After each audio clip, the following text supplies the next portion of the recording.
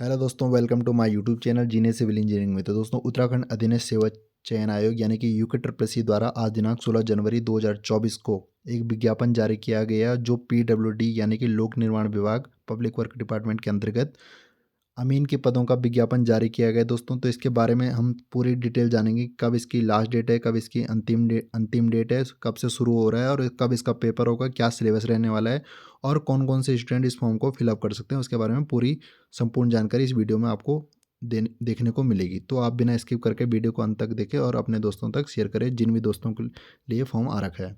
तो सबसे पहले बात करते हैं दोस्तों विज्ञापन की डेट, जो आज आपको पता है 16 जनवरी 2024 को इसकी विज्ञापन की डेट जारी हुई है। और जो इसका आप 18 जनवरी यानी कि 18 जनवरी 2024 से आप इस फॉर्म को फिलअप कर सकते हो। और जो लास्ट डेट है फॉर्म भरने की 7 फरवरी के आसपास है। ठीक है, 7 फरवरी 2024 को आप इस फॉर्म को फिलअप कर सकते हो। यदि आपके फॉर्म फिलअप करने में कोई दिक्कत आती है यानी कि कुछ का आपका कभी कभी गलत हो जाता है, तो उसको जब आप फॉर्म सबमिट कर दो उसके बाद आपका लिंक एक 9 फरवरी से 11 फरवरी के बीच एक लिंक खुलेगा। ठीक है, यूके की वेबसाइट में एक लिंक आएगा। लिंक में आप उस फॉर्म के माध्यम से जो भी आपका डिटेल्स है उसके माध्यम से आप उस फॉर्म में करेक्शन कर सकते हो। सबसे बड़ी बात है इस फॉर्म के भरने के बाद ही 1 महीने बाद इसका पेपर है। तो ऐसा नहीं कि पेपर 2-4 महीने बाद हो, पेपर भी 1 महीने बाद है। 25 फरवरी को इसका पेपर है। 25 फरवरी 2024 का अमीन का पेपर है। तो देख लेते हैं दोस्तों क्या सिलेबस रहने वाला है और कौन से स्टूडेंट इस फॉर्म को फिलअप कर सकते हैं।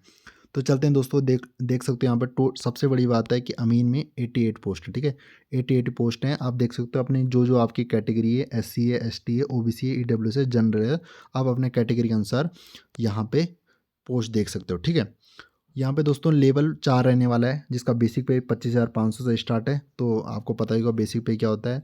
और लेवल 4 यहाँ पे है इसका। आपका जो आयु है यानी कि आपकी जो एज है 18 वर्ष से 42 वर्ष के बीच होनी चाहिए।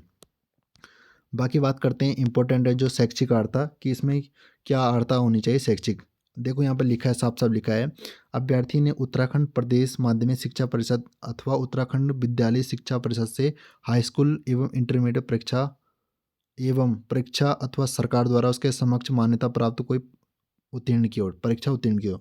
यानी कि आपका 10th एवं, ठीक है, लिख रखा है एवं 12th।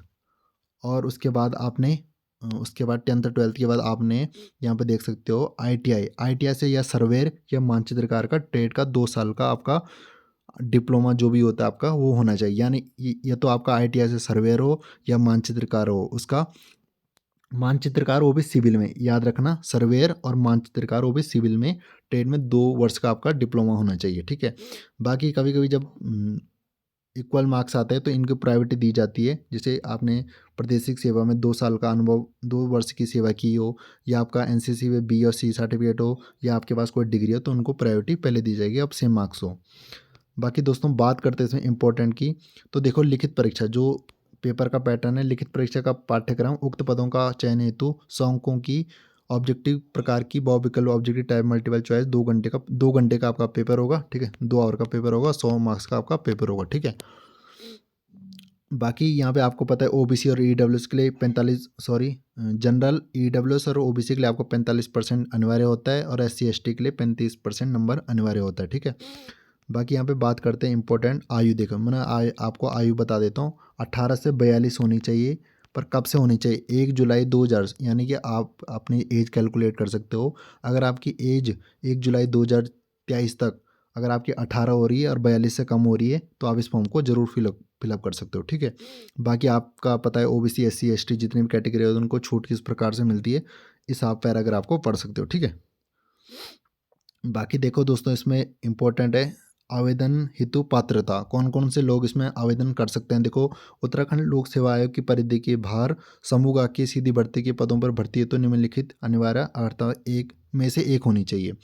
कौन कौन सी इस फॉर्म को फिलअप कर सकते हैं? देखो लिखा है इसमें, अभ्यर्थी का उत्तराखंड राज्य से यानी कि एम्प्लॉयमेंट से आपकी पंजीकरण होना चाहिए। सबसे बड़ी बात है, अगर आपका एम्प्लॉयमेंट जरूरी है, एम्प्लॉयमेंट सर्टिफिकेट आपके पास होना चाहिए। ठीक है, जो भी इसकी लास्ट डेट है, एक चीज़ आपको फिर बताना चाहूँगा, जो इसकी लास्ट डेट है 7 फरवरी, 7 फरवरी से पहले आपके सारे डॉक्यूमेंट बने होने चाहिए। जैसे कि एम्प्लॉयमेंट होना चाहिए या आपके पास स्थायी निवास, इनमें से एक है। ठीक है, मैं आपको एक चीज़ बताऊँ, इनमें से लिखा है इसमें, इनमें से एक होनी आवश्यक है। या तो आपके पास एम्प्लॉयमेंट हो, या आपके पास मूल निवास या स्थायी निवास हो, ये आपके पास यहाँ पे लिखा है, अभ्यर्थी के बाद उत्तराखंड राज्य का मूल निवास, स्थायी निवास, निवास प्रमाण पत्र न होने की स्थिति में अभ्यर्थी द्वारा अपनी हाई स्कूल एवं इंटरमीडिएट अथवा उनके समक्ष, तो ठीक है, मैं आपको इन तीनों का मतलब बता देता हूँ। या तो आपके पास एम्प्लॉयमेंट का सर्टिफिकेट हो, या आपका पास स्थायी निवास का सर्टिफिकेट हो, या आपने यहाँ से 10th या 12th किया हो।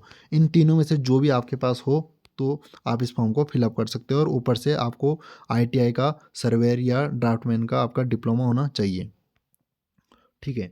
बाकी बात करते हैं दोस्तों यहाँ पे, जो बाकी तो कुछ इंपॉर्टेंट है नहीं, जो मैं इंपॉर्टेंट है मैं आपको बता देता हूँ। फीस क्या आप देख सकते हो, फीस का जो मेन होता है, जनरल OBC वालों के लिए 300 है, SC वालों के लिए, SC ST 150 है, और दिव्यांग के लिए 150 है, ऑर्फेन के लिए फ्री है, ठीक है, ऑर्फेन के लिए फ्री है। देखो यहाँ पे फिर बता देता हूँ मैं, जनरल OBC के लिए 300 है, EWS SC ST के लिए 150 है, दिव्यांग के लिए 150 है, और ऑर्फन के लिए फ्री है, ठीक है, 0 है इसमें लिखा हुआ। बाकी इसमें आप PDF पढ़ सकते हो, मैंने PDF अपने टेलीग्राम चैनल पर डाल दी है। अगर आप टेलीग्राम पे अभी भी नहीं जुड़े हो तो आप डायरेक्ट सर्च कर सकते हो, या मैं इसमें लिंक पिन कर दूंगा, वहाँ पे आप जा सकते हो डायरेक्ट, ठीक है।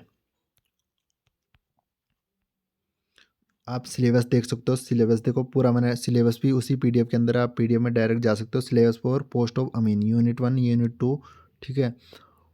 यहाँ पे लगभग देखो सिलेबस तो वही है जो डिप्लोमा होता है, तो मोस्टली देखो यूनिट 2 में आपका लगभग सर्वे के आसपास दिखा रहा है, सर्वे का है।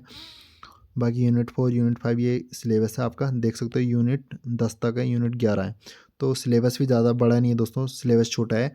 तो ये मैंने आपको संपूर्ण एनालिसिस बता दी है इस विज्ञापन की। तो आप इस फॉर्म को 18 तारीख से भरना स्टार्ट कर दीजिए। जिन लोगों ने ITI से सर्वेयर और ड्राफ्टमैन किया है इस फॉर्म को जरूर भरें, और इसकी 1 महीने में पेपर हो जाएगा, तो आप इसकी तैयारी करते रहिए। धन्यवाद दोस्तों, इस वीडियो को जरूर जरूर शेयर कीजिएगा, ठीक है।